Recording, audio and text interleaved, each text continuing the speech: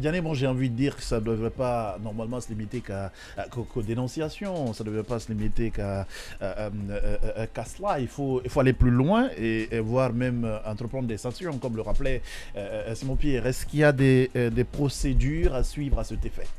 Oui, je pense bien que le ministre, en tant qu'ancien inspecteur des services judiciaires ici, va donner instruction qu'on appelle, si la personne a été nommée, donc a pris fonction, et le nouvel inspecteur donc, des services judiciaires ici a l'effet d'instruire ce dossier et que ça soit transféré directement qu'on appelle par l'organe disciplinaire ici, donc pour que le magistrat vienne donner aussi la même justification qu'il a voulu faire au président de la transition, et donc pour qu'il soit entendu ici, parce que comme Simon l'a rappelé ici, il s'agit nettement d'avoir désacralisé aujourd'hui, parce que sincèrement, aujourd'hui les citoyens resteront inquiets quant à, en tout cas, à la poursuite des dossiers, n'est-ce pas, qui sont quand même devant les juridictions, les juridictions guinéennes ici. Donc il ne faut pas se limiter qu'à la dénonciation. Notamment les dossiers politiques. Les dossiers politiques, effectivement. Donc ça vous dit que c'est comme ça. Quelqu'un a dit ici que l'affaire Bill Gates, par exemple, n'était plus judiciaire, mais plutôt politique. Mais sincèrement,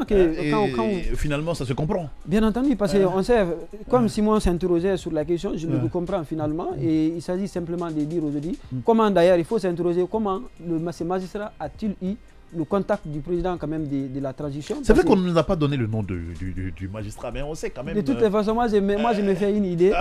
C'est comme moi, je me fais une idée. Parce qu'il y a quand même quelqu'un qui a suivi... non mais Kamal, le dossier est dans une juridiction... Le ministre n'a pas donné de nom. Oui, le dossier est dans une juridiction... Il ne va pas le donner. Regarde, Kamal, le dossier est dans une juridiction qu'on sait. Et on sait... les juges qui sont là-bas, on sait le juge d'instruction, donc on peut se faire déjà une idée. Qui ne dit rien consent. Non, mais en droit, il faut faire très attention.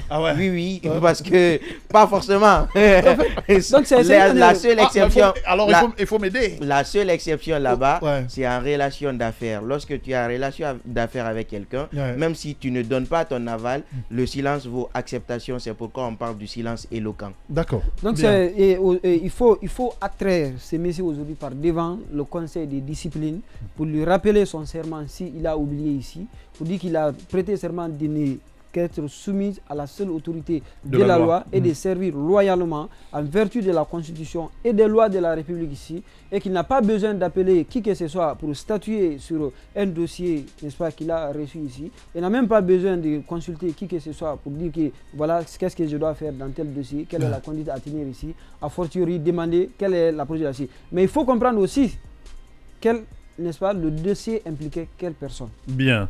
C'est le bébé Charles.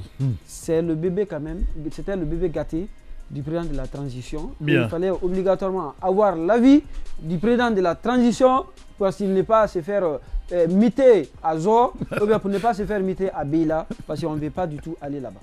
Alors finalement, pour parler du ministre, est-ce qu'on peut faire confiance en l'ordre, même s'il vient d'arriver? Parce que c'est lui-même qui a fait cette dénonciation, hein, et s'il l'a fait, c'est que quelque part, il ne la cautionne pas. Justement, pour le moment, on va lui accorder le bénéfice du doute. Moi, généralement, il faut trahir ma confiance pour que je puisse me rétracter.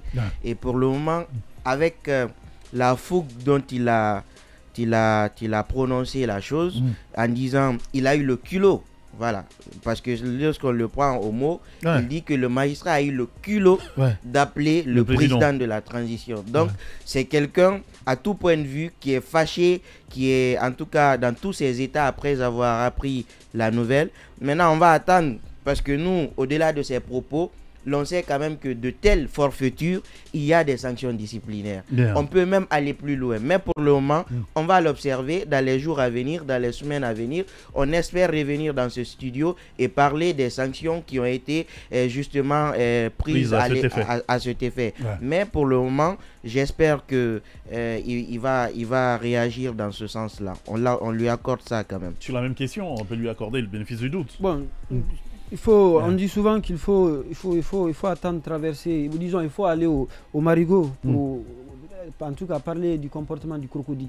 Et il faut laisser le monsieur peut-être le bénéfice du doute, mais pour le moment j'ai beaucoup de réserves, n'est-ce pas, sur les orientations notamment par rapport à ces, qu'on appelle à ces déclarations sur la politique pénale donc de l'État guinéen ici, quand à sa prise de fonction ici, j'ai douté fort de l'homme qu'il allait être en tant que ministre de la Justice, parce qu'il faut dire que je me suis intéressé à ce métier il y a un peu longtemps, et depuis 2015, voilà, j'essaie quand même de lorgner sur sa personnalité. Il a été un très bon magistrat et qui exerçait pleinement, en tout cas, assez coriace. Franchement, il n'était pas dans ses concussions et autres. Et on se rappelle ce tafron qu'il a eu à l'époque avec Damaro. Justement, notamment sur un dossier quand il était à Cancan. Bien entendu, mais bien avant ça, il a eu pas mal de confrontations avec certains dignitaires à l'époque ici. Je crois bien que c'est ce qui a valu même qu'il ne soit pas aussi à la cour d'appel ici, qu'il soit parti de l'autre côté là-bas ici. Mais c'est un magistrat digne, un magistrat respectable, un magistrat honorable. Mais aujourd'hui, il faut faire la différence entre un magistrat et un ministre de la Justice. C'est ça aussi la question.